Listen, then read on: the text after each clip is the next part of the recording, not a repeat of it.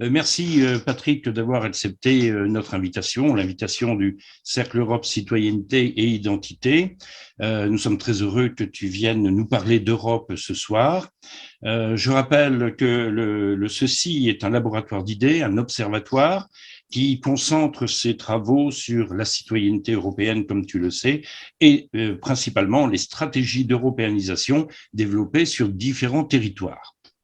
Alors, Patrick, je te tutoierai ce soir parce que nous nous connaissons depuis de nombreuses années maintenant, mais au CECI, on te connaît également parce que tu es un contributeur, c'est-à-dire que tu écris de temps à autre pour notre association, notre organisation, et tes textes sont publiés sur notre site Internet.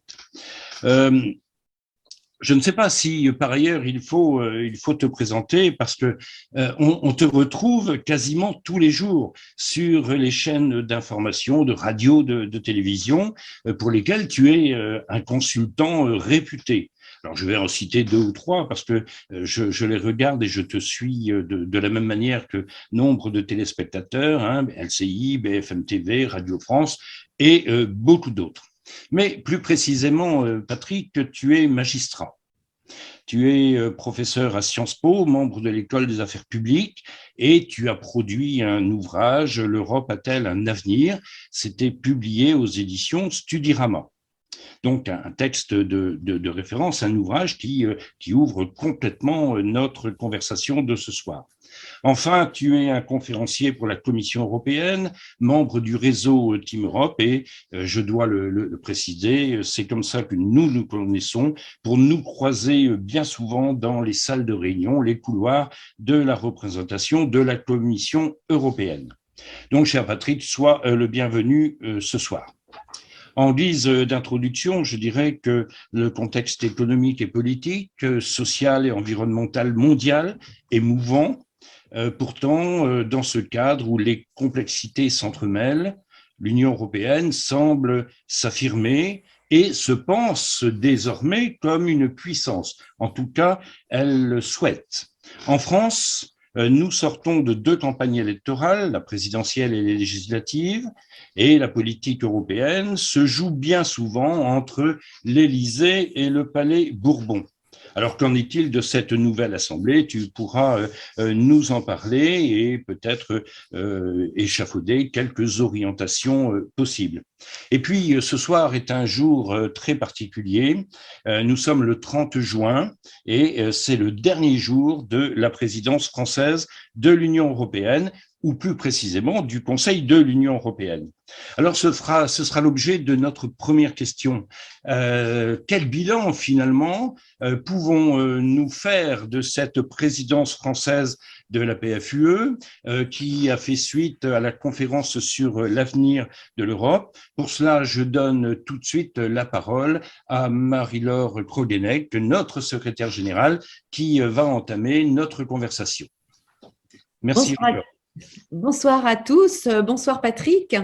Alors justement, en cette fin de PFUE, puisque nous sommes le 30 juin, on a pu entendre ou lire des éloges sur la gouvernance exercée par la France et particulièrement par le président Emmanuel Macron, qu'il s'agisse de Charles Michel, d'Ursula von der Leyen ou bien d'autres. Alors que faut-il en penser? Est-ce mérité? Est-ce que c'est un usage habituel? En quoi la présidence française s'est-elle singularisée et en quoi le président s'est-il différencié de ses prédécesseurs éventuellement? Oui, bonjour à toutes et à tous. Merci de votre invitation à laquelle je réponds avec plaisir.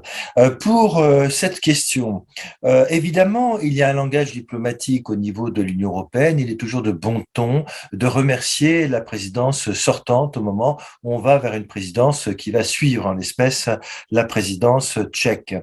Mais il faut reconnaître que la présidence française, selon moi, a été véritablement un succès. C'est même un tour de force que nous avons connu dans ce contexte international majeure, dramatique, qui est la guerre de l'Ukraine. Je vais vous dire franchement, moi-même, j'étais au Palais de l'Élysée au mois de décembre, j'étais invité lorsque le président de la République a présenté ses objectifs pour cette présidence française, à qui d'ailleurs j'ai remis aussi mon ouvrage L'Europe a-t-elle un avenir? Et je me dis que ça allait être extraordinairement compliqué parce que nous allions rentrer dans une campagne présidentielle, puis ensuite une campagne pour l'élection législative, mais bien évidemment qu'on ne se doutait pas que la guerre allait éclater le 24 février 2022.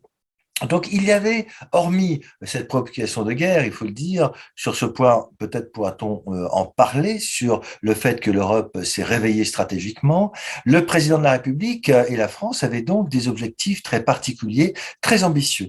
Il y avait cette notion de souveraineté européenne, rappelez-vous, cette notion d'Europe de la croissance, la nécessité d'investir sur le plan technologique et la nécessité d'avoir une Europe plus humaine et sociale. Et il y avait donc des chapitres très importants qui n'avaient strictement rien à voir avec la guerre, même s'il s'agissait effectivement de réorienter, on va dire, l'aspect stratégique, l'indépendance stratégique en termes de défense.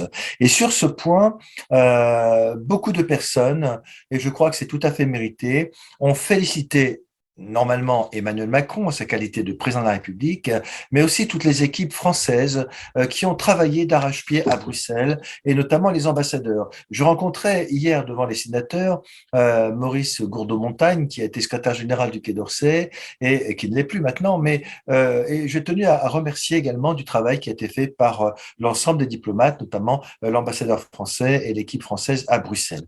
Pourquoi? Parce que sur les grands projets que le président de la République avait déterminés, on peut dire qu'un certain nombre de projets ont bien réussi, que des textes ont abouti sous la présidence française de l'Union européenne. Excusez-moi, je dis l'Union européenne, Conseil de l'Union européenne, donc on se comprend.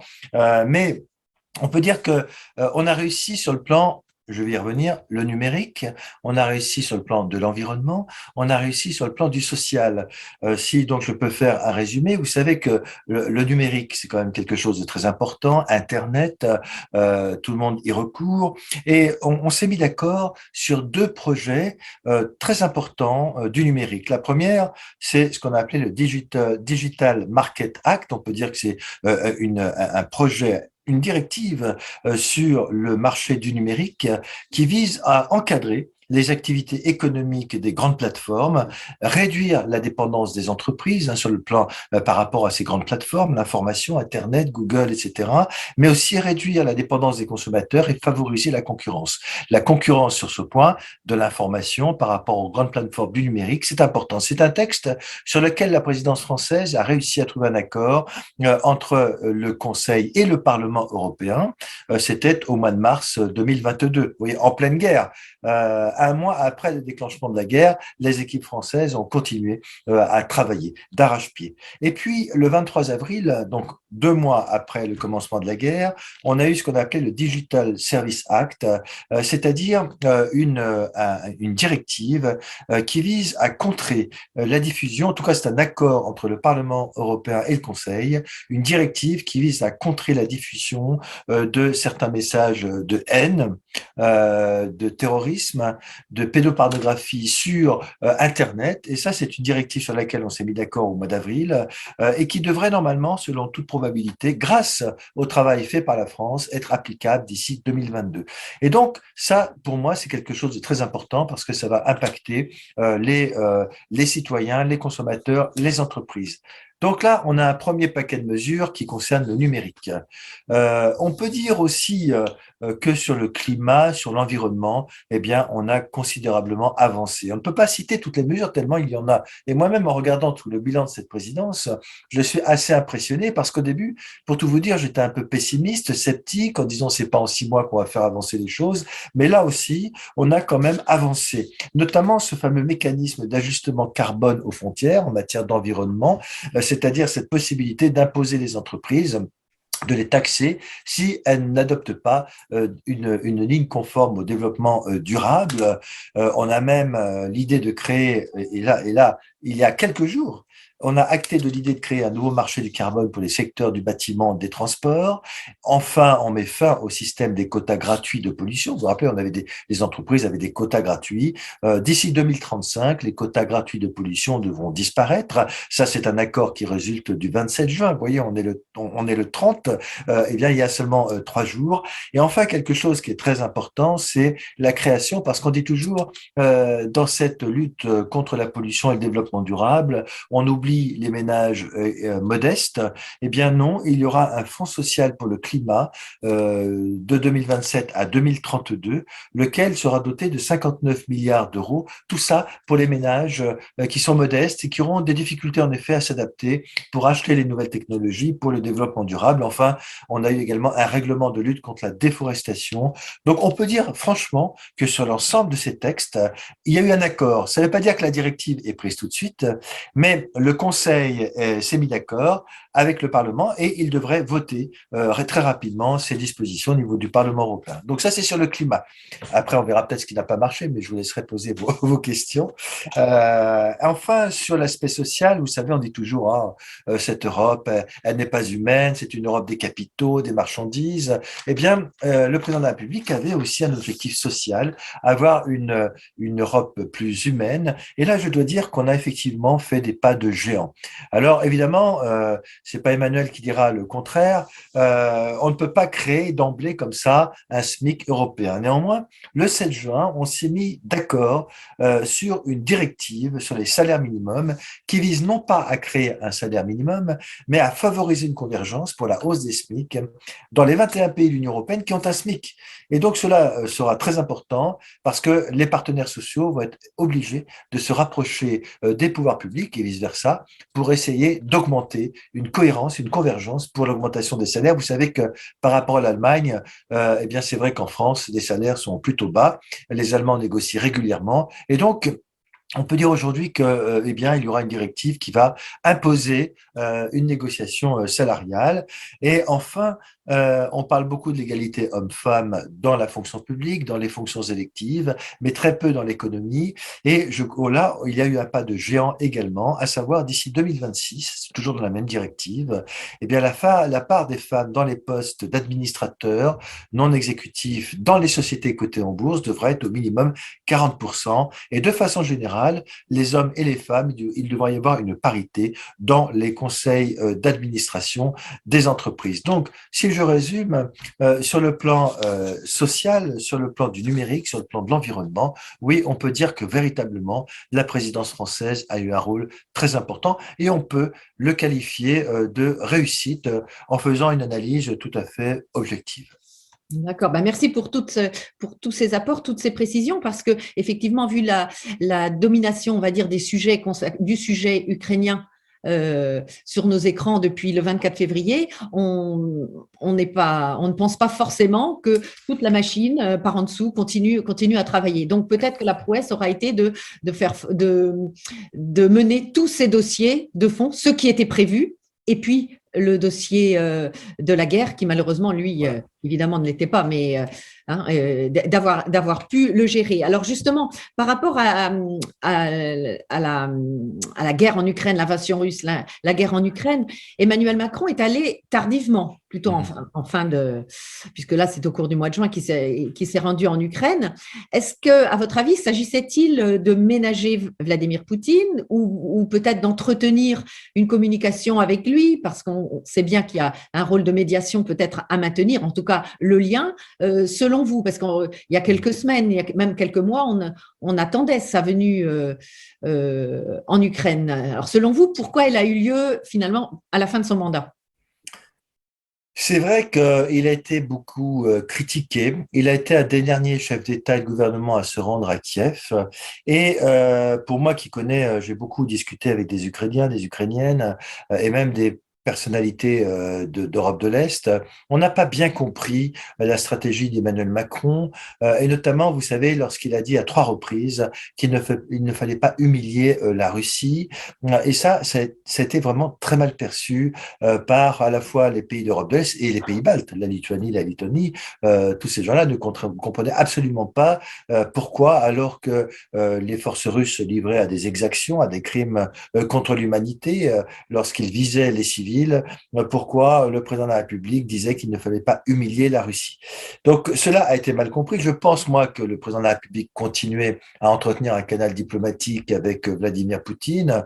Je pense que la France était dans son rôle, parce que la France est un grand pays de l'Union européenne, fondateur de la communauté européenne. C'est aussi le seul pays en Europe, hormis le Royaume-Uni qui n'est plus dans l'Union européenne, à être membre permanent du Conseil de sécurité des Nations unies. C'est une grande puissance nucléaire. Donc, on peut tout à fait comprendre qu'il ait entretenu un lien particulier avec Vladimir Poutine. Ceci dit, comme Emmanuel Macron est un homme intelligent, il a très rapidement compris, au bout de quelques coups de fil, plusieurs dizaines, passés à Vladimir Poutine, qui n'obtiendrait pas satisfaction de sa part. On l'a bien vu que Vladimir Poutine ne comprenait que le langage de la force. Et donc, il a fini par se dire, après l'élection présidentielle, après l'élection législative, qu'il était nécessaire, effectivement, eh bien, de renforcer les liens avec l'Ukraine. Et c'est pour cela qu'il a entrepris un voyage qui était extrêmement historique, on peut dire, puisqu'il n'y est pas allé tout seul. Il est allé avec le chancelier Olaf Scholz, il est allé avec donc le président du Conseil italien, c'est un président de la Banque centrale européenne, Mario Draghi. Donc c'était absolument symbolique. Et naturellement, il s'est pleinement engagé auprès du président ukrainien. Et on a vu d'ailleurs, à l'occasion du dernier Conseil européen et du Conseil de l'OTAN qui s'est terminé aujourd'hui, que le langage d'Emmanuel Macron était devenu bien plus déterminé et même agressif vis-à-vis de la Russie. Il a bien vu que, effectivement, la position de la France était mal comprise, peut-être à tort d'ailleurs, parce que en réalité, depuis le début, et peut-être que ça nous permet de rebondir sur l'Europe, le président de la République, dès le 24 février, eh bien, malgré ce canal diplomatique qu'il a voulu entretenir avec le Kremlin, a quand même été aux côtés de l'Ukraine. Et c'est grâce, on va dire, malheureusement, on a des circonstances dramatiques à cette guerre, que l'Europe s'est réveillée sur le plan de la défense, sur le plan de la stratégie. Et donc, on peut dire que sur ce point, ça faisait partie d'ailleurs de la volonté d'Emmanuel Macron de renforcer ce qu'il appelle la souveraineté européenne. C'est un terme aussi qui n'est pas toujours bien compris, car la souveraineté, normalement, est l'attribut d'un État, mais il est évident qu'il a, on va dire, motivé l'Europe. Il a fallu également entraîner d'autres pays tels que l'Allemagne dans ce soutien matériel et militaire à l'Ukraine. Et effectivement, la France a eu un rôle important dans les sanctions économiques. On a vu qu'il y a eu 6 paquets de sanctions. L'Europe a décidé d'acheter du matériel militaire pour l'exporter. Et ça, on peut dire que cette guerre en Ukraine a réveillé en quelque sorte la léthargie européenne sur ce point, car l'Europe a réalisé qu'elle était très fragile, que sa survie politique était en cause. Et donc, on peut dire que sur ce point, eh bien, le président de la République, en tant que président du Conseil de l'Union européenne, bien qu'il y ait un président permanent, nous sommes d'accord, hein, du Conseil européen des chefs d'État et de gouvernement, a quand même eu un rôle important sur ce point. Donc, effectivement, la guerre a été importante. Emmanuel Macron a été critiqué. Il a bien compris qu'on ne pouvait rien tirer de Vladimir Poutine et il a eu également un rôle d'entraînement sur les sanctions économiques, malgré les difficultés, car on a vu que certains pays, tels que la Hongrie, étaient réticentes, notamment sur l'embargo relatif à la fois au pétrole et au gaz. Et donc, sur ce point, oui, on peut citer un événement important, c'est le sommet de Versailles, hein, au mois de mars 2022, dans lequel on a défini ce que devait être ce qu'on a appelé un peu maladroitement la boussole stratégique. Alors, ce terme de boussole, c'est encore du langage européen, parce que en réalité, quand vous prenez une boussole, c'est que vous êtes perdu, hein, vous avez perdu le nord, mais là, en réalité, stratégiquement, c'était prendre une boussole pour réorienter notre défense stratégique. et donc déterminer à 30 ans effectivement une nouvelle stratégie européenne qui passera par un renforcement de notre réflexion stratégique, discuter sur les dangers, notamment les guerres hybrides qui peuvent être faites contre l'Europe, et surtout relancer la coopération industrielle en matière d'armement en lien avec l'OTAN. Tout cela a été non seulement validé également au Conseil européen, mais aussi, enfin, Conseil européen du mois de mars qui est suivi, et au Conseil européen du 23 et 24 juin qui s'est tenu donc récemment. Donc tout ça, la boussole stratégique, la nécessité de renforcer notre indépendance stratégique en lien avec l'OTAN, eh bien on peut dire que c'est également un succès de la France parce que c'est une puissance nucléaire et également même membre permanent du Conseil de sécurité des Nations Unies. D'accord. Alors justement, par rapport à tout ça, maintenant, on entend bien tous les enjeux qui sont derrière ce que vous dites, à savoir amener bien, enfin, fédérer toute une équipe hein, autour de la France agissant en tant que présidence. Mais justement, maintenant, pour vis-à-vis de Vladimir Poutine, à votre avis, comment faudrait-il se comporter aujourd'hui? Peut-on encore le considérer comme un interlocuteur fiable? Est-ce qu'on peut encore parler de langage diplomatique avec lui, ou bien est-ce qu'il va falloir aller vers des sanctions plus engageantes, plus exigeantes, avec tous les risques que cela comporte? La diplomatie est-elle derrière? Est-ce qu'elle a fait déjà tout son travail, ou est-ce qu'il y a encore toute une place? Je crois que c'est les deux, hein. C'est-à-dire que aujourd'hui, lorsque vous écoutez les interlocuteurs ukrainiens, le ministre de la Défense, son président Volodymyr Zelensky, ils disent il nous faut des armes et encore des armes. Cette guerre ne s'arrêtera pas de sitôt. Et l'OTAN encore dit effectivement hier et aujourd'hui qu'il fallait continuer à livrer des armes. Et donc la guerre continue. La priorité, c'est bien la livraison des armes. Ce qui, par contre, est un peu inquiétant, c'est que le degré d'acheminement et la fréquence d'acheminement des armements en Ukraine, eh bien, laisse un peu à désirer. Très, très régulièrement, les responsables ukrainiens disent que les armes n'arrivent pas assez rapidement. Ceci dit, il y a des éléments tout à fait encourageants, parce que vous avez vu que l'île aux serpents a été libérée ce matin, cette fameuse île qui est située dans le nord-ouest de la mer Noire, là, juste pas loin d'Odessa, pas loin de la Roumanie, et donc les Russes ont dit la quitter. Tout cela parce que les Ukrainiens, grâce aux armements qui ont été livrés, ont pu libérer cette île qui présente un intérêt stratégique. Donc effectivement, la guerre doit continuer. Ceci dit, lorsque vous discutez avec des politiques ou des diplomates, ils vous disent toujours, de toute façon, il y aura nécessairement des négociations diplomatiques pour tenter de sortir de cette guerre.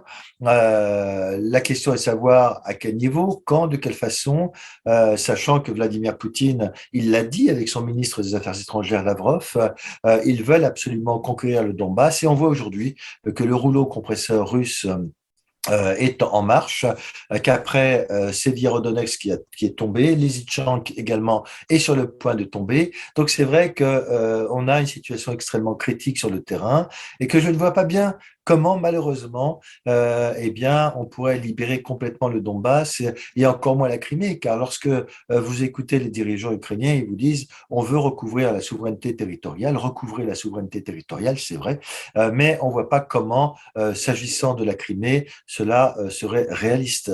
S'agissant de la diplomatie, il y a toujours place pour la diplomatie lorsqu'à un moment donné, deux parties au conflit n'en peuvent plus, sont fatiguées, il y a trop de morts, il y a des pertes énormes du côté russe, il y a entre maintenant, on disait 200 récemment, mais entre 200 et 300 soldats et soldates ukrainiens et ukrainiennes qui meurent tous les jours, et donc à un moment donné, on ne va pas pouvoir continuer.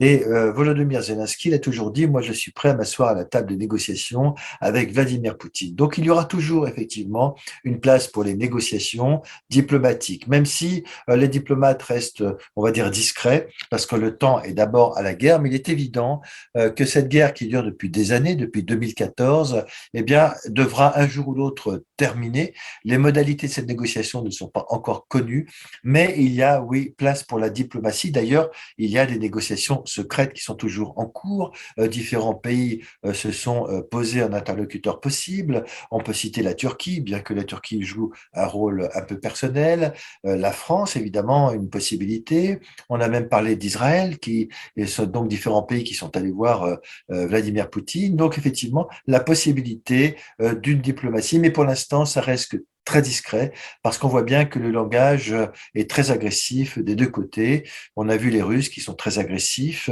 par rapport donc à l'enclave de Kaliningrad, par rapport éventuellement à la reconquête de la Crimée qu'ils n'acceptent absolument pas. Et on a vu l'ancien président Medvedev dire que même les sanctions économiques pourraient être considérées comme une attaque guerrière. Donc pour l'instant, on voit pas où est la diplomatie, mais fatalement un jour, il faudra négocier. Et si c'est pas Vladimir Poutine, ce sera un autre. Donc oui, il y a toujours la place pour la diplomatie, mais il faut savoir une chose, c'est qu'on ne négocie jamais aussi bien que lorsqu'on est en position de force. D'accord. Merci pour tout cet éclairage. Et puis, ça m'amène maintenant à une autre question un petit peu plus élargie peut-être, puisque bon, on voit bien que l'Ukraine frappe à la porte de l'Union européenne, hein, et on est sur le point au moins d'ouvrir peut-être un premier verrou. Et la Moldavie aussi, le 23 juin dernier, donc un pas important a été acté. Alors, il n'empêche que le traité sur l'UE définit les conditions et les principes d'adhésion qu'on appelle donc le biais des critères de Copenhague, hein, c'est-à-dire en matière de politique, d'économique, de l'acquis communautaire. Et puis, il y a un quatrième critère qui a été précisé en 2006, il s'agit de la capacité d'intégration.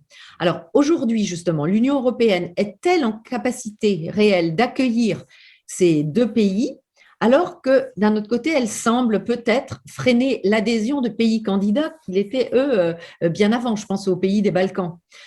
Quelle politique d'élargissement se profile à ce jour et quelles seraient les étapes et les échéances pour ces pays, pour les autres États? Oui, vous l'avez bien défini. Le chemin, c'est un chemin qui est, disons, plein d'obstacles.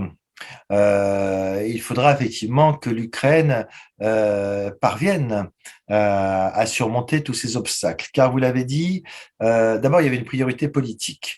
La priorité politique, c'est que l'Ukraine avait absolument besoin d'un signe de la part de l'Union européenne. On a vu qu'Ursula von der Leyen est allée deux fois en Ukraine. Vous vous rappelez, une première fois, elle a donné un questionnaire à Volodymyr Zelensky à remplir. Ce questionnaire a été rempli vraiment en quelques jours. On n'avait jamais fait ça jusqu'à présent. Et ensuite, elle est revenue à Kiev pour dire, eh bien, j'espère qu'on va vous donner le statut de candidat officiel, ce qui a été le cas effectivement lors du dernier Conseil européen. Mais elle a quand même attiré l'attention de ce pays sur la nécessité de remplir tous les critères. Comme vous l'avez dit, le chemin sera très long. Est-ce que ça va accélérer la procédure de l'Ukraine à l'adhésion? Non, manifestement pas, parce que comme vous l'avez dit, les traités décrivent un certain nombre de conditions indispensables. La première condition, c'est en effet les critères économiques. Il faut que l'économie soit en situation de pouvoir évoluer dans une économie de marché, ce qui n'est pas encore le cas en Ukraine. Il y a l'acquis communautaire. L'acquis communautaire, ce sont des milliers et des milliers de directives en matière d'environnement, en matière de marché public, en matière de transparence. Là aussi, bien, il y a beaucoup de progrès à faire. Et enfin, elle a évoqué à plusieurs reprises, et c'est aussi dans le communiqué du Conseil de l'Union européenne, les questions de corruption. Et là aussi, effectivement, il y a également de la corruption, ce n'est pas nouveau, en Ukraine comme il y en a ailleurs. Je ne dirais pas que dans certains pays européens, il n'y en a pas, mais tout cela, on a attiré l'attention sur ce point. Et il y avait effectivement une urgence politique à ancrer l'Ukraine dans l'Union européenne en tant que candidat officiel. Ceci dit, il y a, vous l'avez dit, entre 5 et 6 étapes, puisqu'il y a le statut de candidat officiel, ensuite il y a une stratégie de préadhésion, ensuite on doit négocier chapitre par chapitre, tout cela vous le connaissez, c'est-à-dire sur tous les aspects de l'économie, de la gouvernance, il y a au moins 35 chapitres, ensuite il y a une stratégie de signature d'un traité, ensuite il y a l'intégration et la ratification par l'ensemble des États membres. Donc vous voyez qu'on est loin d'être là, et donc ça prendra effectivement un certain temps, on peut dire minimum entre 10 et 12 ans. C'est ce que ça a à peu près pris pour la Pologne et d'autres pays de l'Est européen lorsqu'ils se sont libérés de l'Union soviétique. Et donc, sur ces points, il y a beaucoup de démarches à faire. Par rapport aux autres États baltes, des Balkans, les Balkans occidentaux, vous l'avez dit, là aussi, oui, il y a un peu non, une certaine aigreur, on ne va pas dire une jalousie, mais il est évident que ce sont des gens qui attendent depuis très très longtemps, qui commencent à remplir les critères et qui vont aussi négocier. Mais il faut se rendre à l'évidence, même si les Balkans présentent un intérêt stratégique, ils n'étaient pas envahis par les Russes, il n'y avait pas encore la guerre, donc il y avait une priorité politique à respecter, de la même façon qu'il y en avait une pour la Moldavie. La Moldavie, qui, comme vous savez, est également très très déstabilisée par Vladimir Poutine. Il fallait donc ancrer, donner une perspective à ces pays. Ceci dit, entre nous, ça ne modifie en rien la stratégie de Vladimir Poutine, qui lui, a de toute façon, n'a pas du tout l'intention de laisser l'Ukraine et va continuer à conquérir le Donbass. Donc, d'un point de vue militaire, pour Vladimir Poutine, ça ne change rien. Donc voilà pour l'Ukraine, pour les Balkans, je comprends très bien. Maintenant, ça pose effectivement un problème pour l'Union européenne, car vous savez qu'aujourd'hui, à 27, eh bien, ça devient extrêmement lourd, extrêmement difficile de négocier. On voit bien que sur certains chapitres qui méritent l'unanimité, on l'a bien vu sur la fiscalité, on l'a bien vu sur les sanctions, on le voit sur la stratégie de défense européenne. On ne peut pas aller plus loin sur la défense européenne si on n'a pas l'unanimité. Et on l'a même vu sur le plan de la fiscalité, parce qu'on parlait aussi des ratés au niveau de la présidence française, à la décharge d'Emmanuel Macron, bien évidemment. Mais on devait se mettre d'accord sur un impôt mondial sur les multinationales et malheureusement, la France n'a pas réussi. Pourquoi? Parce qu'un seul pays a bloqué cet impôt, c'est la Hongrie. Donc, on voit bien aujourd'hui qu'on ne peut plus avancer de concert, on ne peut plus avancer correctement si un jour on ne tente pas de réviser les traités pour essayer de généraliser le vote à la majorité qualifiée.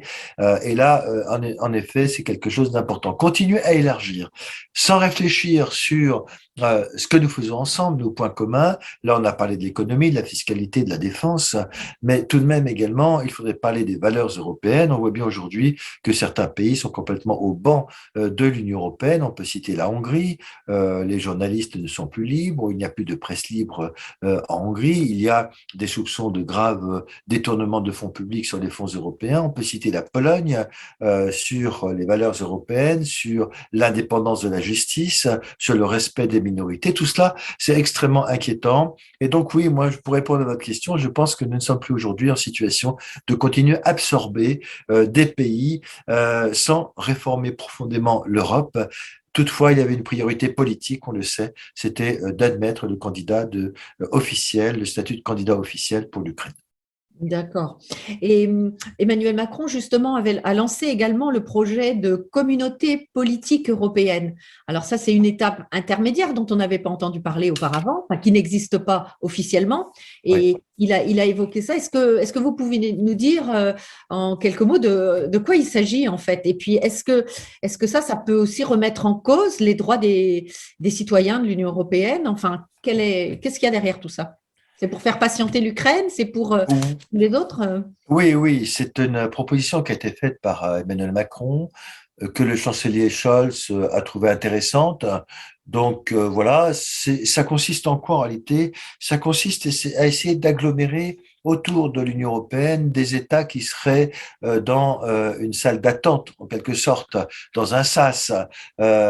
C'est une structure informelle qui serait constituée de façon intergouvernementale. Ce ne serait pas un traité, ce serait informel, parce que si on se met à vouloir ratifier quelque chose, ce sera trop lourd. Donc cette communauté politique, en réalité, en effet, c'est un mécanisme intergouvernemental qui est destiné à agglomérer des pays de façon à les faire patienter avant de rentrer dans l'Union européenne pour éviter effectivement qu'ils soient trop, on va dire, en colère de ne pas être dans l'Union européenne ou se faire passer devant par l'Ukraine.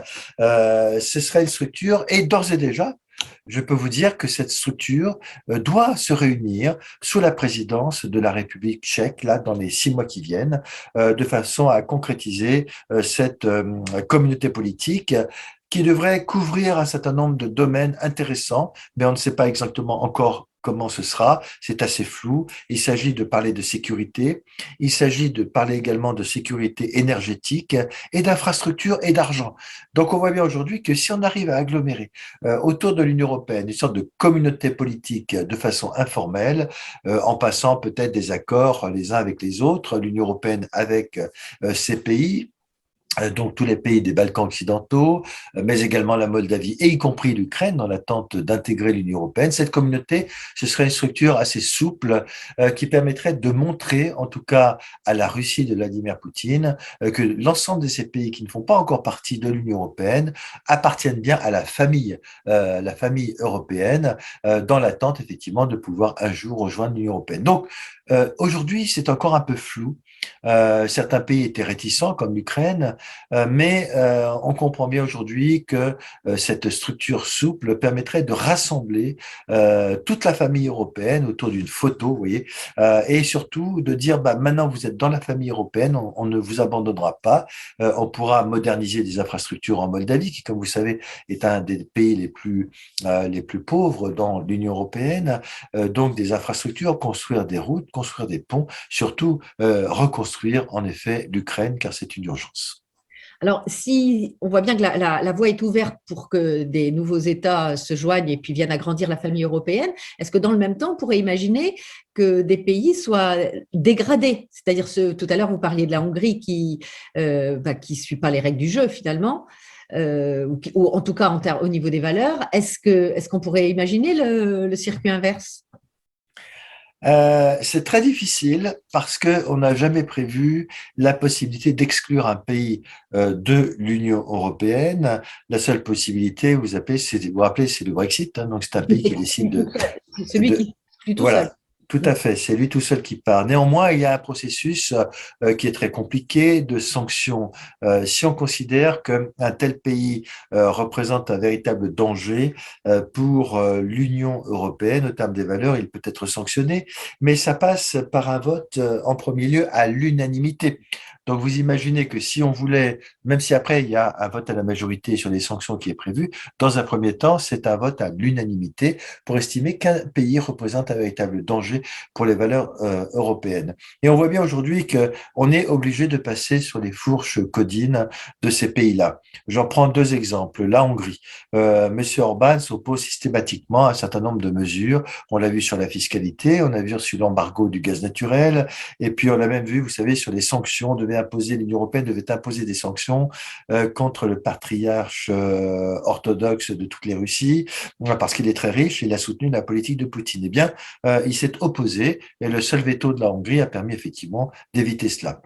En Hongrie, on ne respecte plus l'indépendance de la presse et donc c'est très difficile. Néanmoins, il y a quand même eu un progrès lorsque l'Europe a voté une directive pour sanctionner et interdire le versement de fonds européens, de fonds structurels pour les pays qui ne respectent pas un certain nombre de valeurs, et cela a été validé par la Cour de justice de l'Union européenne. Donc ça, c'est très important. Mais quand on regarde la Pologne aussi, c'est grave ce qui se passe en Pologne. La Pologne a décidé, plus de 20 ans après son adhésion à l'Union européenne, que finalement, on devait faire prévaloir la Constitution nationale sur les règles de droit européen, ce qui fait qu'ils sont en train de remettre en cause toute une série de règles. On peut citer l'indépendance des juges. Les juges, il faut savoir une chose, ne sont plus indépendants en Pologne, notamment ce fameux tribunal constitutionnel polonais. Les juges sont désormais sous la responsabilité du pouvoir politique, le PiS, le fameux parti politique. On voit bien que différentes communautés ne sont plus respectées. On peut citer la communauté LGBT là-bas, qui est l'objet de menaces, qui n'est plus respectée. On avait créé des zones exclues dont la communauté LGBT devait être exclue. Et enfin, et j'en parlais encore récemment avec une sénatrice à Paris, un risque véritablement sur l'avortement, le droit des femmes à disposer de leur corps, sur l'avortement. Et tout cela, eh bien, c'est très grave ce qui se passe. face. En effet, des pays ne respectent plus les valeurs européennes. Je ne parle même pas de la corruption qui peut sévir dans certains pays. Et donc, c'est très grave aujourd'hui, mais il n'existe pas de phénomène. Pourquoi? Parce qu'il n'y a pas de volonté politique. D'une part, il a fallu compter sur la Hongrie pour imposer des sanctions contre la Russie, donc on n'a pu rien faire contre elle, et on a mis entre parenthèses tous les conflits, tous les différends que nous pouvions avoir avec la Pologne, parce que la Pologne, eh bien, a beaucoup accueilli de réfugiés donc de l'Ukraine, c'est vrai, et a contribué au renforcement de la sécurité en Europe. Donc, on a mis en bémol tout ça, mais ce n'est pas satisfaisant à long terme et il n'y a pas effectivement de possibilité aujourd'hui. Et ça fait partie, je pense, des réformes qui devraient être entreprises pour réformer les traités européens. D'accord, merci. Alors, il n'a échappé à personne que nous sortons d'une période électorale double en France, hein, et la deuxième partie était consacrée aux élections législatives. Donc maintenant, quelle va être cette après-élection législative en France? Quelle politique européenne? Je vais passer la parole à Emmanuel Morucci, qui va pouvoir continuer avec ce jeu de questions. Merci. Merci Marie-Laure. Merci aussi Patrick. J'espère que cette succession, cette cascade de questions n'est pas trop éprouvante. Pour ma part, j'en aurai trois sur cette partie qui concerne les élections législatives ou l'après-élection législative et notamment la politique européenne de la France. En préambule, je dirais que le débat ou les débats sur l'Europe ont été particulièrement absents des deux campagnes présidentielles et législatives. On se retrouve avec une Assemblée nationale inédite, hein, la physionomie inédite, absence d'une majorité absolue, mais une majorité relative pour le président. Est-ce que cette situation peut placer notre pays dans une situation délicate sur les questions économiques, sociales, de défense et internationales? Autrement dit, quel profil se dessine à propos des orientations européennes de la France? En sous-question, on pourrait dire en quoi la nouvelle Assemblée nationale peut-elle ou va-t-elle influencer la politique européenne? Oui. C'était excellente question.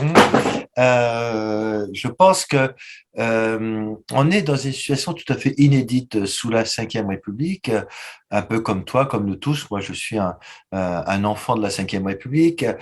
J'ai bien connu, j'ai travaillé avec des personnalités politiques importantes. En réalité, c'est vrai qu'on n'a jamais vu cette situation, en ce sens que soit nous avions un président de la République extrêmement fort, on a parlé, et j'enseigne aussi le droit constitutionnel, on a parlé d'une présidentialisation du régime, et c'est une réalité, effectivement, cette Ve République. Tout se concentre à l'Élysée lorsque la majorité parlementaire est de la même couleur politique que le président de la République, avec la cellule diplomatique, la cellule européenne de l'Élysée, c'est elle qui détermine la politique européenne de la France. Nous avons connu un autre schéma qui était celui de la cohabitation. 3 cohabitations en France. Et là, d'un seul coup, la Ve République a retrouvé sa vocation parlementaire, en ce sens que le président de la République était pratiquement dépouillé de l'ensemble de ses prérogatives, sauf qu'il reste chef des armées, chef de l'État, mais la politique européenne a toujours été également son précaré, la politique étrangère, mais sauf que la politique européenne, au final, on l'a bien vu, eh bien, de basculer vers le gouvernement était de la responsabilité du gouvernement. Au titre de l'article 20 de la Constitution, je rappellerai que le chef du gouvernement, l'espèce là maintenant la première ministre, donc détermine et conduit la politique de la nation. Et lorsqu'on regarde l'histoire des 3 cohabitations, manifestement la politique européenne, eh bien, était déterminée par le gouvernement, même en accord avec le président de la République. Donc il y a eu un partage des responsabilités. Et rappelez-vous, certains sommets européens internationaux, on voyait le chef de l'État avec son Premier ministre dans les déplacements internationaux, soit dans le G7, soit dans les conseils européens, ce qui montrait bien que la politique européenne et internationale, finalement, était partagée.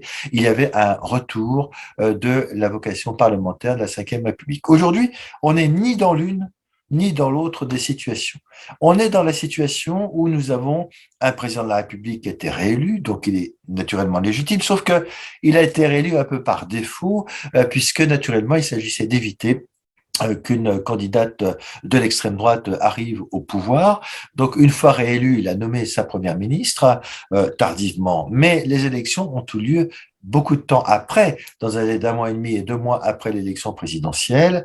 Et on a vu que lors de cette élection, les partis de la gauche radicale, qui s'est constitué ensuite sous le sigle de la NUPES, ou NUP, je sais pas comment on dit, selon les exceptions, et puis le Rassemblement national, eh bien, qui avait obtenu un score très important, il fallait bien que ces voix se retrouvent à l'Assemblée nationale. Ça n'a pas trompé. La gauche est revenue en force, y compris la gauche radicale, et l'extrême droite, hélas, si j'ose dire, est arrivée avec ses 89 députés, et une droite modérée, qui est relativement donc minoritaire, fragile, et le parti présidentiel qui n'a pas eu sa majorité absolue, loin de là, une quarantaine de sièges. Donc on est dans une configuration tout à fait inédite, éparpillée, et on l'a bien vu aujourd'hui avec la répartition des postes. On a une présidente de l'Assemblée nationale du parti majoritaire, enfin du parti présidentiel, mais on a aussi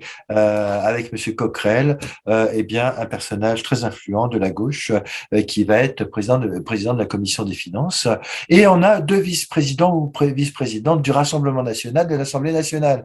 Donc on voit effectivement des forces politiques complètement éparpillées, et selon moi, en effet, pour répondre à ta question, je pense que cela va aussi avoir des conséquences sur la politique européenne et internationale. Pourquoi? Parce que premièrement, Emmanuel Macron est quand même fragilisé sur la scène internationale. Il n'a pas la main libre pour déterminer une politique européenne comme il le souhaiterait.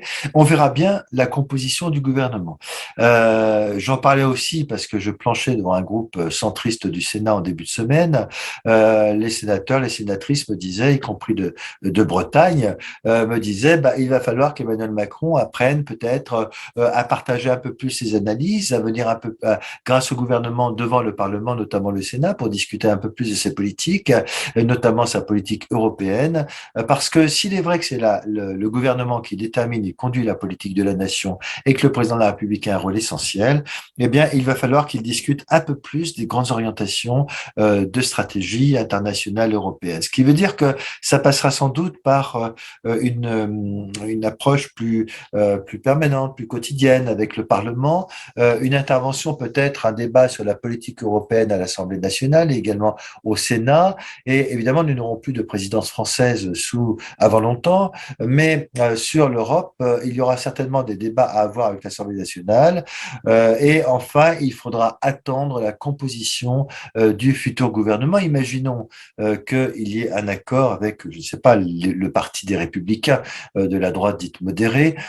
Eh bien, il faudra voir la répartition des postes. Et naturellement, que si la première ministre reste en poste, elle va devoir concilier un peu plus cette politique européenne, en discuter peut-être un peu plus avec les différents ministres dans ce qui pourrait composer la future coalition gouvernementale. S'il n'y a pas de coalition et que tout le monde reste dans l'opposition, ce sera une discussion texte par texte, et je pense qu'en effet, il y aura une nécessité de se rapprocher un peu plus de l'Assemblée nationale pour voir avec les partis modérés, parce que certains partis politiques, naturellement, ne sont pas du tout européens, vous l'aurez bien compris. Donc, se rapprocher de la gauche modérée, de la droite modérée, de façon à ce qu'on puisse trouver une sorte de consensus parlementaire sur la politique européenne de la France. Ce sera effectivement une façon d'asseoir la légitimité de la politique européenne d'Emmanuel Macron.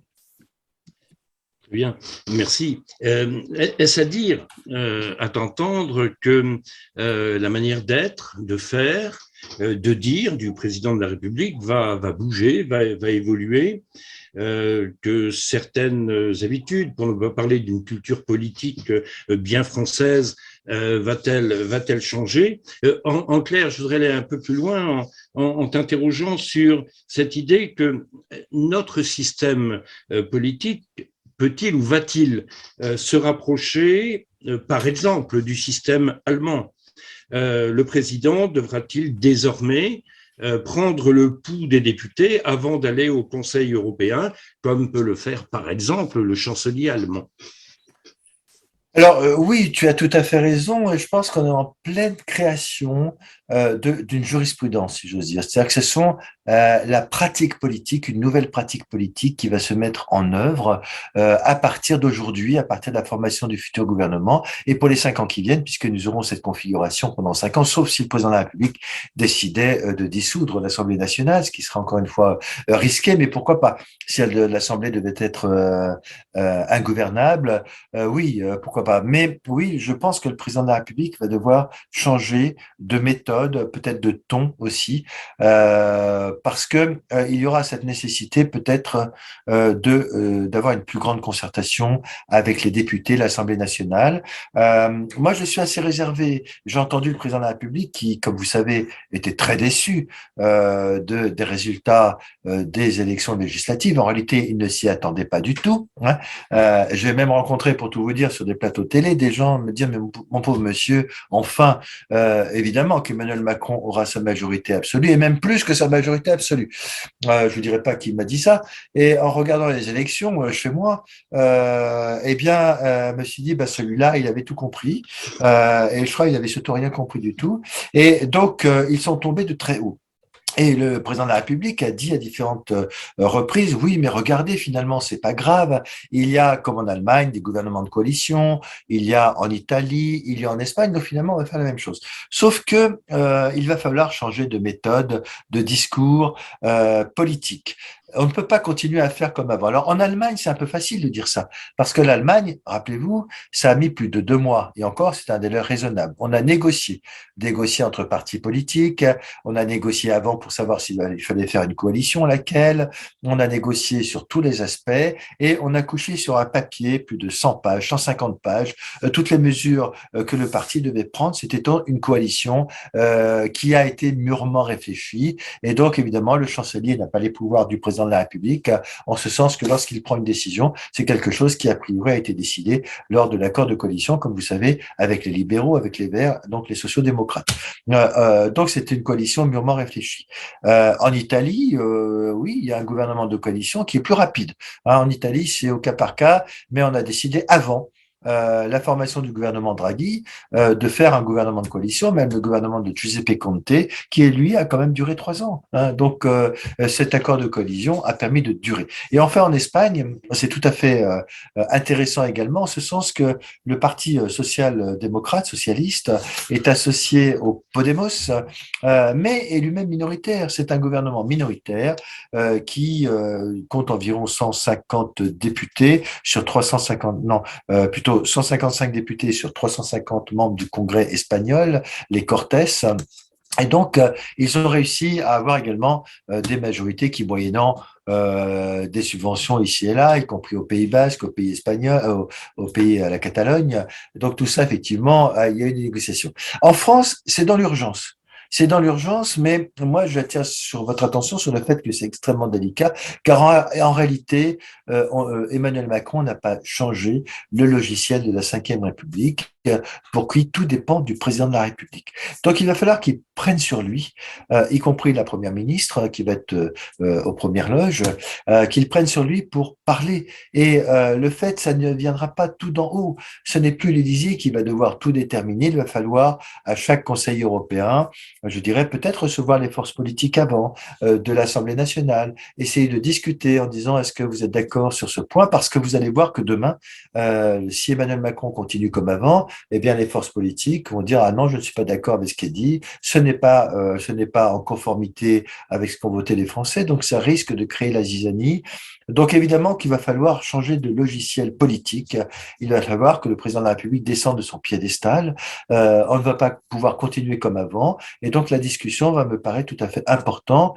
Mais encore une fois, tout dépendra de la coalition gouvernementale que nous allons avoir. Mais je suis très pessimiste. Pourquoi? Parce que sans doute allons-nous avoir de nouveaux ministres, mais est-ce que ces ministres vont engager leur parti politique? Je ne pense pas. Le Parti socialiste reste dans l'opposition, la NUPES également. Le Parti républicain a très bien dit qu'il restait dans l'opposition. Le Rassemblement national, il est hors de question qu'il arrive au gouvernement. Donc, on ne voit pas bien qui pourrait rejoindre significativement le président de la République. Il y aura donc sans doute des ralliements. On verra bien ce que comptent ces ralliements, car il y a des non-inscrits à gauche, et donc les divers gauches, il y a des divers droites. Mais est-ce que cela suffira pour remporter une coalition? Je n'en suis pas certain. En tout cas, le président de la République, oui, va devoir faire un effort et on va devoir changer ou adapter le logiciel de la Ve République, selon lequel tout dépend du président de la République. Le 23 juin dernier, il y a quelques jours, la Commission européenne et le Conseil européen ont accordé le statut de candidat à l'adhésion à l'Ukraine. On en a parlé il y a quelques instants. On a aussi parlé de procédures accélérées, mais tu as développé cette question du fait de la guerre qui oppose ce pays à la Russie. On a parlé du long processus, mais en revenant à cette politique et à cette physionomie de notre Assemblée, on se rappelle qu'en avril dernier, la France insoumise et le Rassemblement national ont refusé de voter un plan de soutien à l'Ukraine au Parlement européen. Alors, cette adhésion, et je parle du Parlement français, cette adhésion de l'Ukraine, de la Moldavie, fera-t-elle l'objet d'un accord ou plutôt d'une opposition à l'Assemblée nationale? Et puis aujourd'hui, si tu en as l'information, qu'en est-il de la position de ces deux partis au Parlement européen sur l'adhésion de l'Ukraine? Oui, disons que c'est aussi une question délicate. Tu as tout à fait raison de dire que le Rassemblement national, finalement, a toujours eu une position pro-Poutine. Ils sont aujourd'hui 89 députés à l'Assemblée nationale.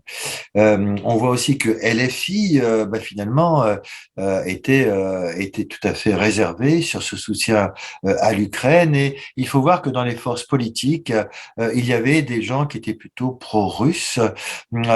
Bien qu'après, on a vu que Marine Le Pen, lors du débat pour la présidentielle, avait mis un certain bémol en disant qu'elle trouvait cette agression tout à fait inadmissible. Monsieur Mélenchon également. Maintenant, est-ce qu'il y aura un vote sur ce statut? Je ne pense pas. On a bien vu d'ailleurs que la Première ministre va faire une déclaration de politique générale mercredi 6 juillet, mais on ne sait pas si cette déclaration sera soumise au vote, car elle est quand même très, très fragilisée. Tout cela dépendra de la configuration politique du futur gouvernement. En effet, et je pense que dans son discours de politique générale, la Première ministre, Elisabeth Borne, aura un chapitre très important sur l'Ukraine, pour essayer de fédérer autour de l'Ukraine. Je ne suis pas certain que certains de la NUPES ou du Rassemblement national oseront voter un texte ou disons une sorte d'opposition au soutien à l'Ukraine. Cela ne serait pas compris, mais il faudra voir dans la suite, effectivement, sur l'évolution de ce pays.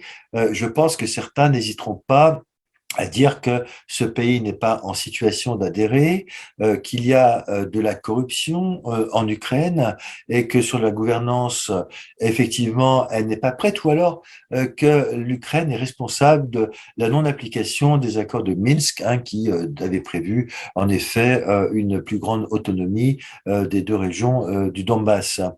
Donc oui, je pense qu'il y aura aussi là des tiraillements au sein de l'Assemblée nationale. Chacun ira de sa version des choses. Mais je ne suis pas certain que nous aurons un vote sur ce point. Il faudra voir plutôt la position des partis. Ceci dit, encore une fois, la NUP, qui était une alliance électorale, une sorte d'apparentement préalable aux élections, vient d'ores et déjà d'éclater, puisque finalement, chacun a sa position. Donc je pense que les socialistes modérés seront pour l'Ukraine. Certains également LFI seront peut-être contre, mais au final, je crois qu'il y aura un consensus sur ce point. Mais je ne pense pas qu'on ira jusqu'à un vote, si ce n'est un vote qui sera un vote tactique, qui pourrait être éventuellement sollicité pour bien que les Françaises et les Français comprennent qui est contre et qui est pour, parce qu'il peut y avoir une utilité politique à dire, regardez, le Rassemblement national, il est contre, regardez, chez LFI, on est contre l'Ukraine, c'est scandaleux. Il faut savoir une chose, c'est que la Russie n'a jamais abandonné l'idée de faire du lobbying auprès des parlementaires. On a vu récemment des choses comme quoi eh bien certains pro-russes avaient infiltré le Parlement français, notamment au Sénat. Donc il faut être extrêmement attentif.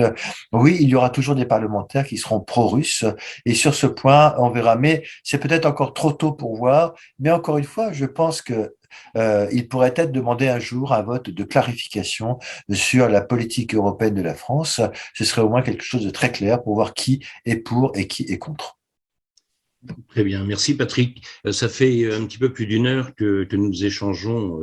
Maintenant, je me tourne vers Philippe pour savoir si il y a des questions de nos auditeurs Eh ben non. Eh ben, il n'y a pas de questions. Alors, ceux qui sont présents peuvent poser des questions. Du coup, je me tourne vers Marie-Laure pour quelques questions. Peut-être aborder la question de la conférence sur l'avenir de l'Europe après la présidence française de l'Union qui se termine ce soir, mais il y a eu quand même quelques mois d'échanges, d'interrogations, de prise en compte de l'avis de citoyens de l'Union européenne.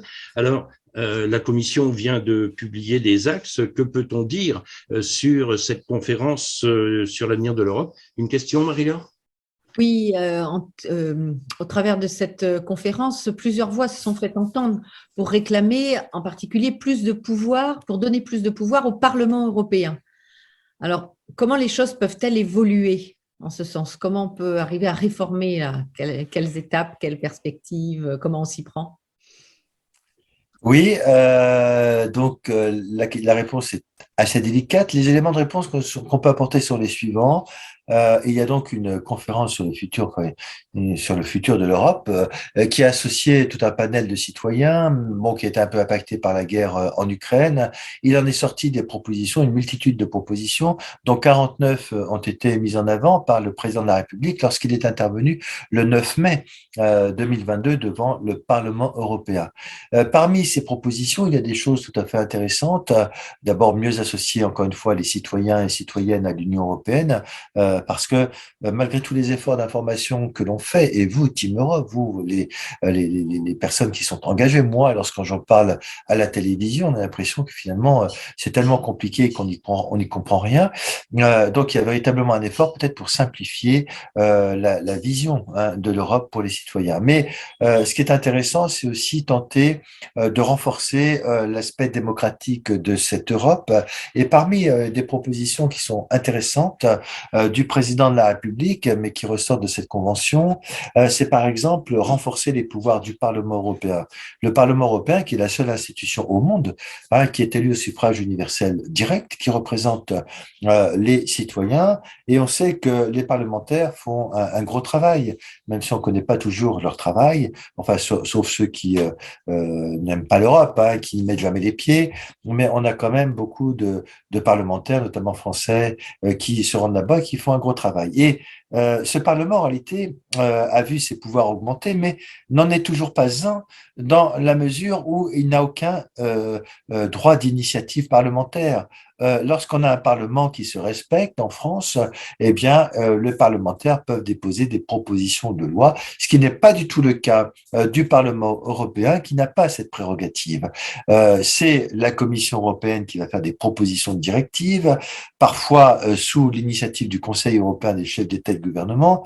Et d'ailleurs, je suis assez frappé du fait qu'on assiste depuis quelques années à une sorte de dérive des institutions européennes, en ce sens que on aimerait que la Commission, qui est au terme des traités quand même la gardienne des traités, eh bien, on assiste à une sorte de diminution de ses pouvoirs. On aimerait que cette commission devienne un organe technique aux ordres du Conseil européen des chefs d'État et de gouvernement. C'est pour moi une dérive. Pourquoi? Parce que c'est la commission qui doit proposer des directives, donc elle le fait souvent sous l'ordre du Conseil européen, mais en même temps, il serait très important en effet que le Parlement européen, les parlementaires puissent déposer, alors non pas des propositions de loi, puisque ça n'existe pas, mais des propositions de directives, des propositions de règlements devant le Parlement, qu'il en soit discuté et que cela aille devant le Conseil des ministres et devant la Commission européenne. Ce serait tout à fait intéressant voilà, c'est une des propositions importantes.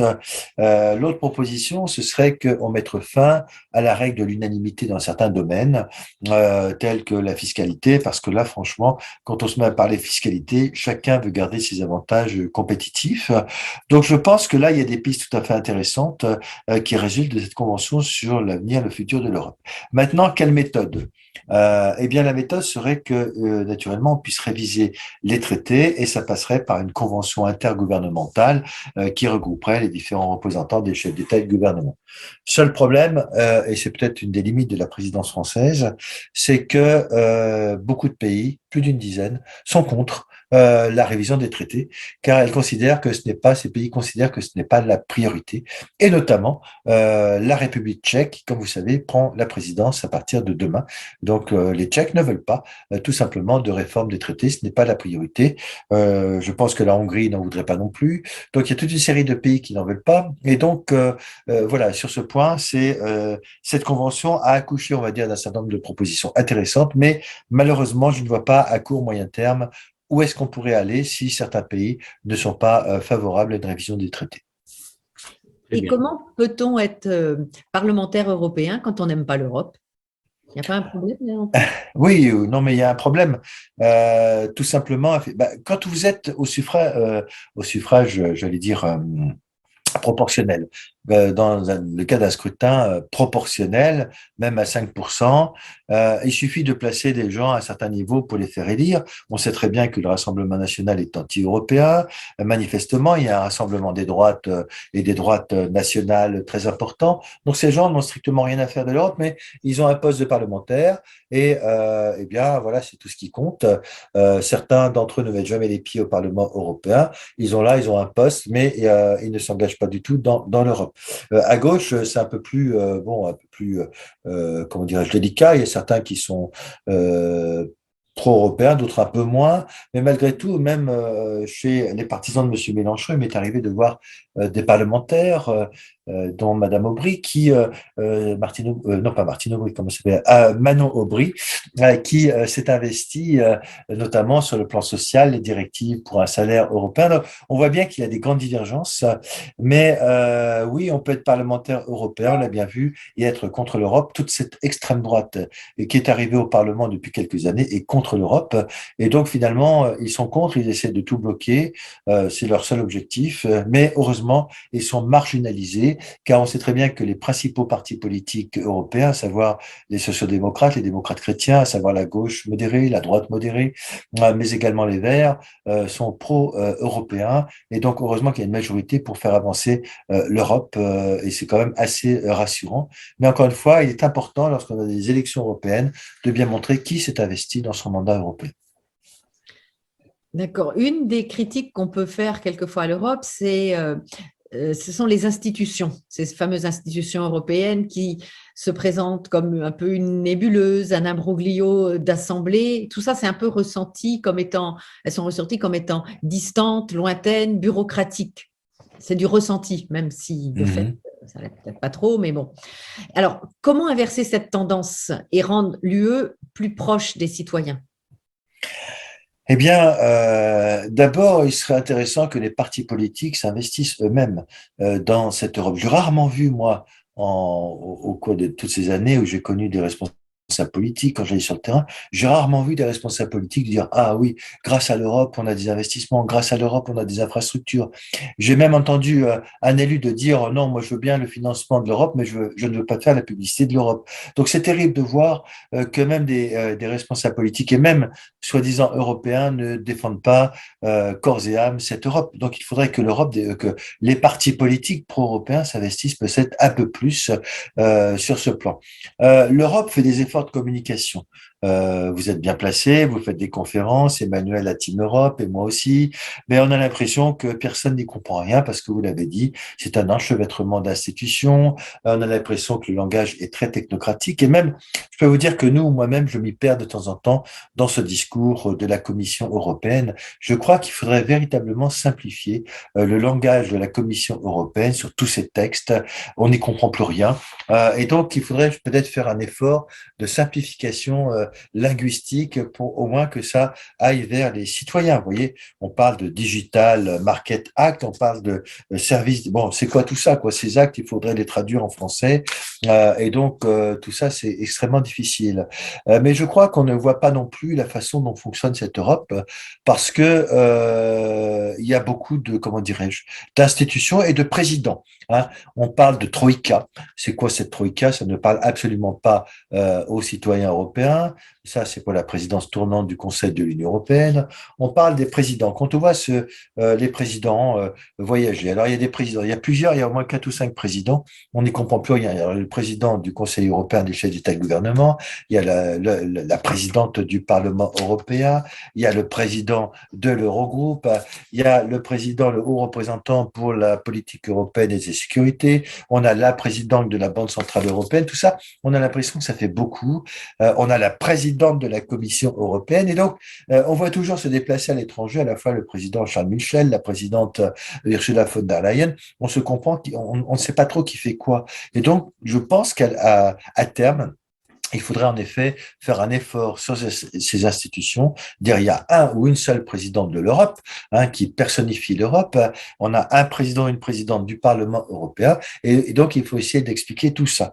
Quand vous dites que finalement il y a une présidence tournante du Conseil de l'Union européenne, mais qu'au final on a quand même un président permanent du Conseil de l'Union européenne, franchement c'est extrêmement compliqué en termes d'explication. Même si vous êtes des spécialistes de l'Europe, c'est vraiment toujours très compliqué de faire ça, et c'est pour ça qu'on dit que l'Europe est très lointaine. Mais si on va sur le terrain, si on va voir les maires, si on va voir les présidents de collectivités territoriales, des établissements publics de coopération intercommunale, et s'ils expliquent que sur tel projet, sur l'aide aux agriculteurs, par exemple, qui sont en difficulté, pour la dépollution des terrains, sur la propreté des terrains, notamment contre les nitrates, et en Bretagne, par exemple, ou dans le département de l'Ain que je connais bien, les agriculteurs sont en difficulté, on leur verse de l'argent. Si vous allez voir des gens en disant que l'Europe verse de l'argent pour la rénovation des quartiers sensibles, je travaillais à Lyon, on a eu de l'argent pour la rénovation des quartiers, eh bien, si on fait cet effort, je pense qu'on est capable de dire aux citoyens que l'Europe est quelque chose de très concret.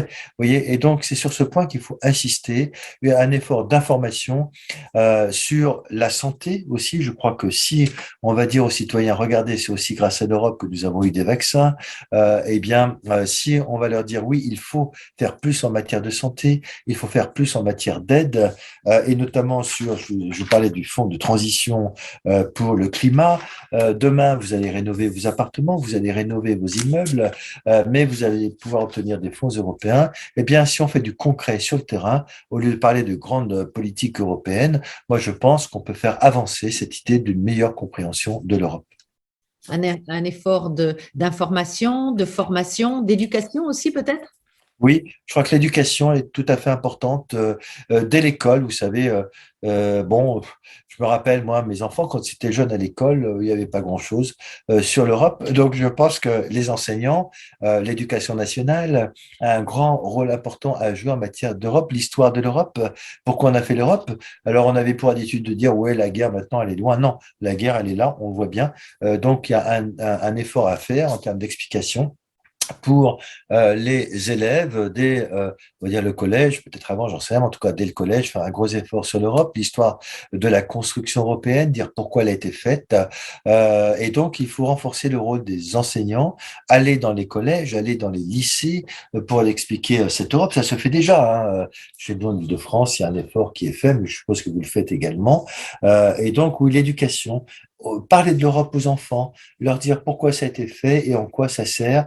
Dès le programme scolaire, je crois qu'il y a une réflexion à avoir, un effort à faire, renforcer effectivement l'histoire de la construction européenne, peut-être à travers l'éducation civique également, et dire finalement pourquoi nous sommes dans l'Europe, au lieu de céder à chaque fois le terrain à tous les gens qui sont contre l'Europe au final. Alors là, je me permets d'apporter une précision, même une certitude. Quand vous disiez tout à l'heure, peut-être avant le collège, Oui, oui. Hein. Moi, je dis dès le premier degré, voilà, Voilà, c'est l'enseignante qui parle et d'accord, je peux vraiment affirmer l'intérêt, l'avantage et ça fonctionne et ça marche. Dès lors ça qu'on le marche bien. fait, ça marche, ça intéresse. Donc, oui, ça pourra faire l'objet peut-être d'une autre discussion Oui. ultérieurement. Mais ce que vous soulevez là, ça me fait penser, peut-être que notre président va pouvoir faire le lien avec le thème du colloque que ceci organisera au mois d'octobre, hein, quand on parle de formation, d'information, d'éducation, de socialisation. Peut-être qu'Emmanuel, tu peux évoquer juste… Tu m'enlèves les mots de la bouche, Oh, Marie. Emmanuel. Oui, tout à fait. Et non seulement on prépare ce colloque pour le 25 octobre, hein, qui aura pour thème quelle éducation, quelle formation, quelle socialisation des futurs citoyens européens. On le fera dans un cadre franco-allemand, hein, puisque on approche de l'anniversaire du traité de Ah oui. franco-allemand. Donc ce sera dans cette perspective. Ce sera aussi dans une perspective intergénérationnelle. Mais auparavant, nous venons de lancer un questionnaire pour sentir ce que pensent nos concitoyens français et européens de cette éducation à l'Europe. Donc voilà, c'est une date qui est posée. On n'a pas de réponse aujourd'hui à formuler, bien évidemment, mais le nombre de questionnaires qui rentrent est de plus en plus important. Donc ça veut dire que nous allons aussi avoir de la matière pour travailler cette question qui est une question de recherche passionnante. Et c'est aussi l'essence de notre cercle CECI, hein, puisque, comme il est écrit sur les slides qui sont derrière nous, on s'intéresse aux identités, à la mise en œuvre de la citoyenneté européenne et aux stratégies d'européanisation, parce que nous sommes convaincus que toutes ces politiques dont tu as parlé, Patrick, elles ne pourront véritablement se mettre en œuvre qu'à la condition qu'un sentiment d'appartenance à l'Union européenne puisse exister et que les citoyens s'approprient leur Europe. Voilà.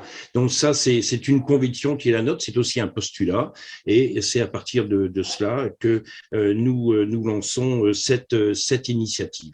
Alors, elle sera franco-allemande cette année, et puis peut-être l'année prochaine, on regardera différents pays européens pour essayer de faire une proposition concrète pouvant servir à la fois nos gouvernements et nos institutions européennes.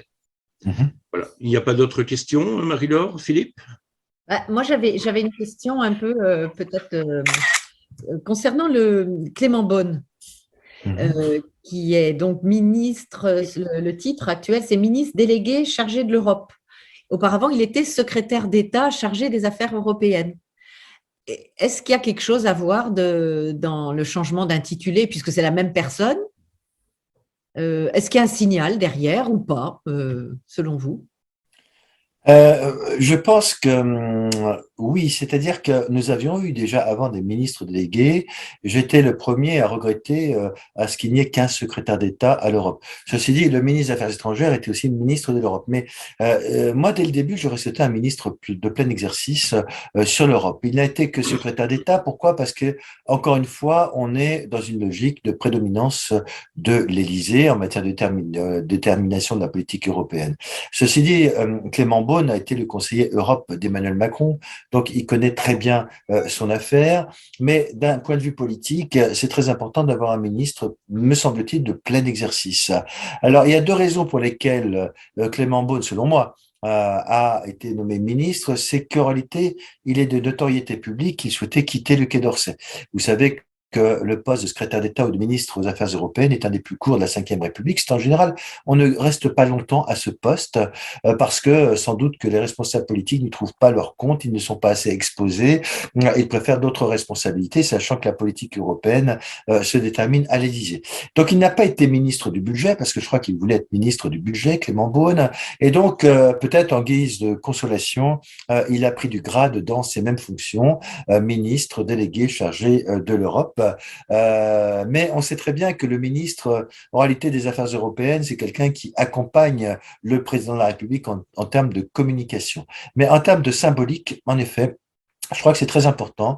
Moi, depuis le début, je plaide pour qu'il y ait un ministre de plein exercice de l'Europe, parce que c'est destiné aussi à montrer aux Françaises, à l'Europe, que l'Europe, c'est pas la cinquième roue du carrosse, mais que finalement, avoir un ministre de plein exercice, c'est très symbolique et très important politiquement.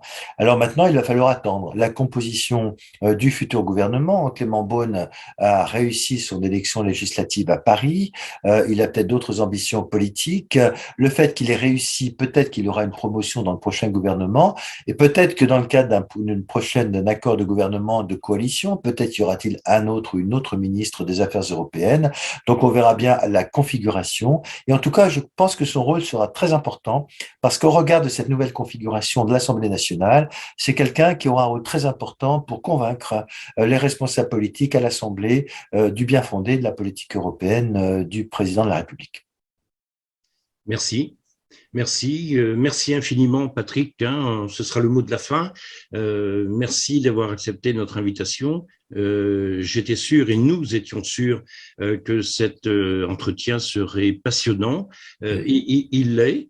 D'ailleurs, il est enregistré et le but de cette soirée est de permettre d'autres personnes de nous retrouver, de te retrouver par une rediffusion qui sera accessible par notre site dans quelques temps très proches.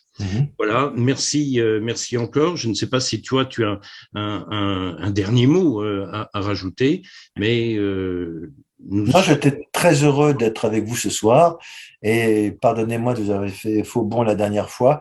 Malheureusement, nous vivions une période dramatique avec la mort de ce journaliste de BFM TV et comme tu sais, je suis très lié donc à cette chaîne d'information, donc il était nécessaire de se retrouver à la suite de la mort de ce journaliste. Et je voudrais dire quand même que les journalistes ont un rôle essentiel dans l'information aujourd'hui et donc c'est pour cela que je n'avais pas pu assister et donc il est tout à fait normal que je sois avec vous et c'est avec plaisir que je serai de nouveau avec vous à l'avenir. Eh bien, écoute, merci beaucoup, Patrick. Merci aux collègues du CECI. Et puis, je vous donne rendez-vous, sans doute maintenant, à la rentrée prochaine. Je vous souhaite à tous de belles et bonnes vacances. Et puis, avec l'espoir, bien évidemment, que le tumulte mondial puisse s'apaiser et que chacun, dans nos pays, dans nos régions du monde, et en Europe particulièrement, nous puissions retrouver un peu de sérénité après ces temps d'incertitude qui ont été très importants. Merci encore, Patrick. Merci et à très, très bientôt. Merci Emmanuel, merci Marie-Laure, merci à tous et à toutes de votre participation. Et puis, je vous dis à bientôt et très bonnes vacances. Merci. Oui, à bientôt.